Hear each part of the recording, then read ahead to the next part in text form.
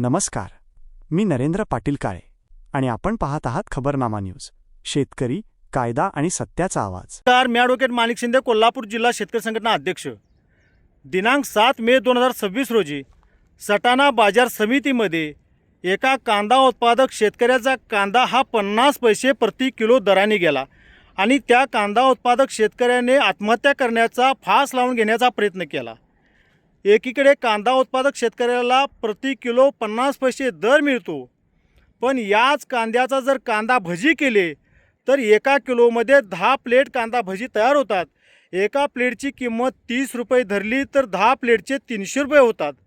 यामध्ये बेसन आणि तेल वजा केलं, 100 रुपये खर्च वजा केला तर नेट प्रॉफिट हा 200 रुपये राहतो.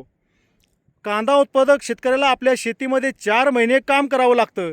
4 महिने काम करून कांदा उत्पादक शेतकऱ्याला खर्चासह 50 पैसे दर मिळतो.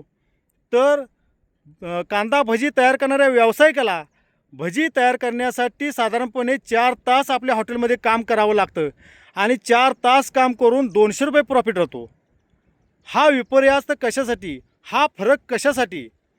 त्यामुळे सरकारने यामध्ये लक्ष घालणं गरजेचं आहे.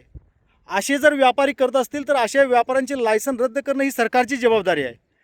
आणि ही लायसन जर नाही रद्द केली तर हे व्यापारी उद्या शेतकऱ्यांचा कांदा असाच फुकट नेतील आणि शेतकरी फास लावून घेतल्याशिवाय राहणार नाही. त्यामुळे माझी सरकारला विनंती आहे की आपण काही व्यापाऱ्यांना हा दर दिला त्या व्यापाऱ्यांची आपण लायसन रद्द केली पाहिजे आणि असे काही व्यापारी असतील त्यांचीसुद्धा लायसन रद्द केली पाहिजे. अन्यथा हा कांदा तुमचा वांदा केल्याशिवाय राहणार नाही. आज आम्हाला कांदा खायला तरी मिळतोय, पण या कांदा उत्पादक शेतकऱ्यांना जर कांदा नाही पिकवला तर तो तुमच्या आमच्या ताटातसुद्धा कांदा दिसणार नाही.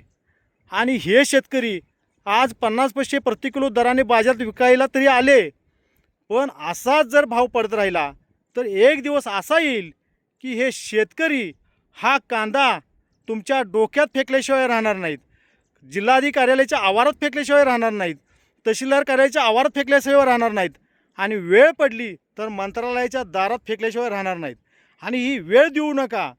मी आपणाला सज्जड इशारा देतोय की या नाशिकच्या कांदा उत्पादकांना चांगला दर द्या, अन्यथा हे कांदे तुमच्या मंत्र्यांच्या ताप्यावर आम्ही फेकल्याशिवाय स्वस्त बसणार नाही. एवढंच तुम्हाला या निमित्तानं सांगतो. धन्यवाद.